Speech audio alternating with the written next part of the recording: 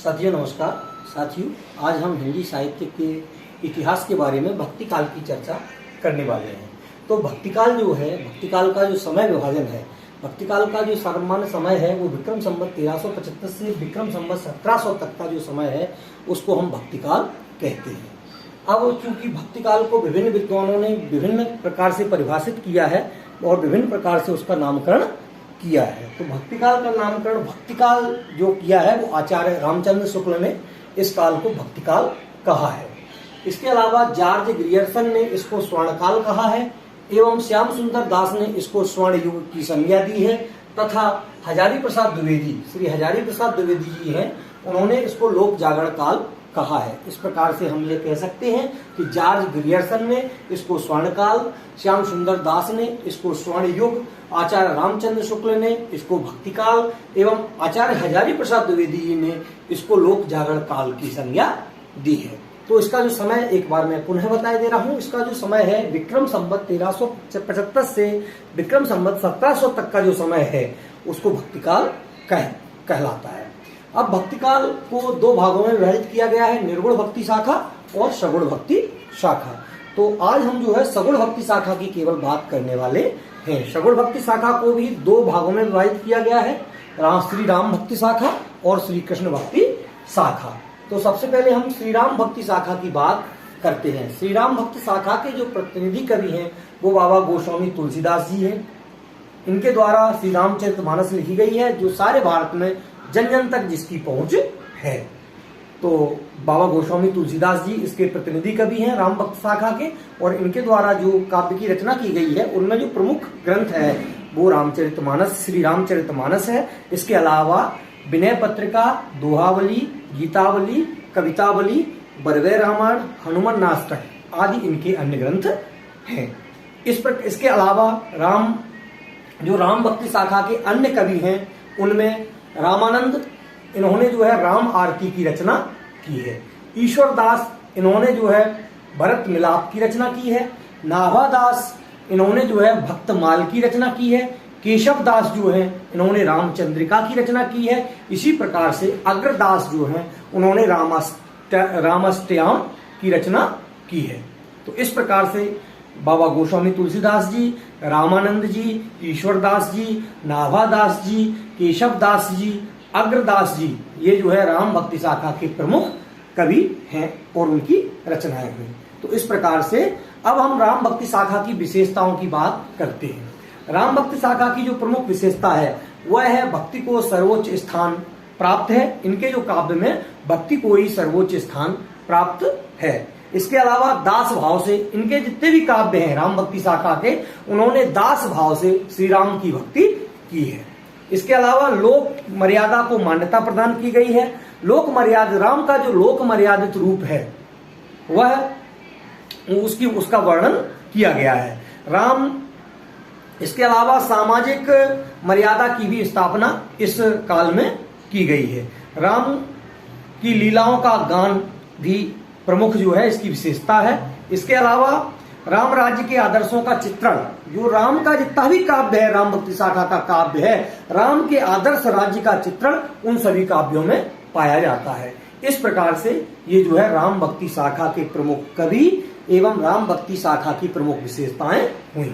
अब हम आते हैं कृष्ण भक्ति शाखा और कृष्ण भक्ति शाखा के प्रमुख कवि और उनकी रचनाओं के बारे में जान लेते हैं। तो आप सभी लोग जानते हैं कृष्ण भक्ति शाखा के जो प्रमुख कवि हैं वो सूरदास जी हैं, और सूरदास जी के द्वारा जो रचना है वो सूर सागर, सूर सारावली और साहित्य लहरी नामक ग्रंथ सूरदास जी ने लिखे हैं। सूरदास जी के अलावा भी कृष्ण भक्ति शाखा में अनेक कवि हुए हैं। यहाँ हम कुछ कवियों के रचनाएं और उन कवियों का वर्णन कर रहे हैं। तो सूरदास जी के बाद परमानंद दास जी हुए हैं, इन्होंने परमानंद सागर की रचना की है। इसके अलावा कृष्णदास हुए हैं, इन्होंने जुगलमान चरित्र की रचना की है। कुंभन दास हुए हैं, इनके फुटकर फुटकर कृष्ण भक्ति के पद जो है प्राप्त होते हैं। शीत स्वामी जी हैं, इनके भी कृष्ण भक्ति के फुटकल फुटकल पद प्राप्त होते हैं। गोविंद स्वामी हैं, इनके भी फुटकल पद प्राप्त होते हैं। इसके अलावा चतुर्भुज दास, इन्होंने भक्ति प्रताप की रचना की है, और नंद दास, इन्होंने पंचाध्यायी की रचना की है। इस प्रकार से ये जो है प्रमुख कवि हुए। एक बात और हम बता दें कि कृष्ण भक्ति शाखा में एक प्रश्न बहुतायत में आता है कि अष्टछाप कवियों के बारे में बताएं। तो यही अष्टछाप कवि हैं। कौन कौन से? सूरदास जी, परमानंद दास जी, कृष्णदास जी और कुम्भन दास जी।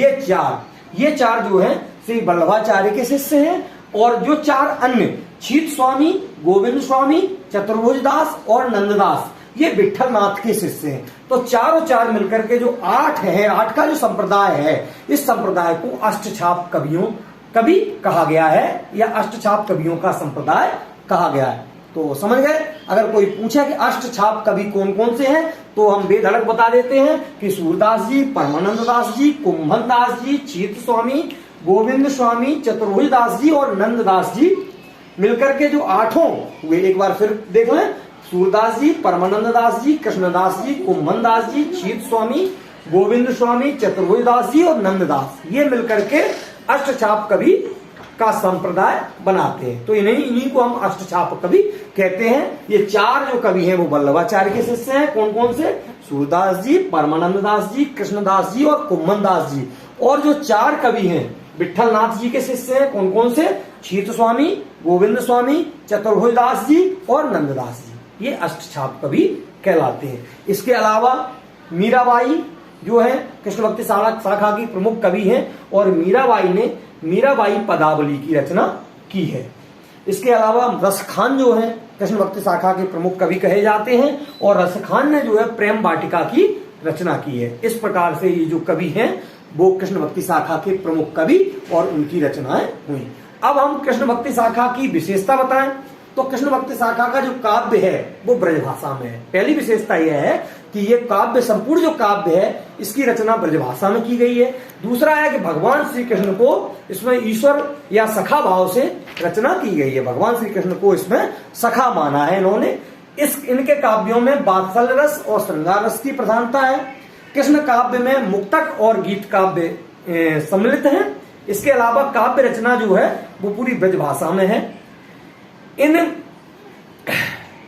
कवियों ने श्री कृष्ण की भक्ति, ये कृष्ण की जो भक्ति है वो किससे? सखा भाव से की है। इन्होंने भगवान श्री कृष्ण को सखा माना है। सूरदास जी के भी जितने भी पद हैं तो उन्होंने जो गाए हैं वो सखा मान करके, भगवान श्री कृष्ण को सखा मान करके गाए हैं। इस प्रकार से हम इन विशेषताओं के बारे में समझे। एक बार फिर पुनः विशेषता के बारे में बताते हैं। भगवान श्री कृष्ण की लीलाओं के वर्णन का इनका जो विषय, मुख्य प्रतिपाद्य विषय है वो भगवान श्री कृष्ण की लीलाओं का वर्णन है। इन कवियों के काव्य में वात्सल्य एवं श्रृंगार रस की प्रधानता है। कृष्ण काव्य मुक्तक और गीत काव्य है। काव्य रचना ब्रजभाषा में है। इन कवियों ने कृष्ण भक्ति सखा भाव से की है। तो ये जो है कृष्ण भक्ति की विशेषता हुई। तो इस प्रकार से राम भक्ति शाखा और कृष्ण भक्ति शाखा के बारे में आज हमने चर्चा की। बहुत बहुत धन्यवाद।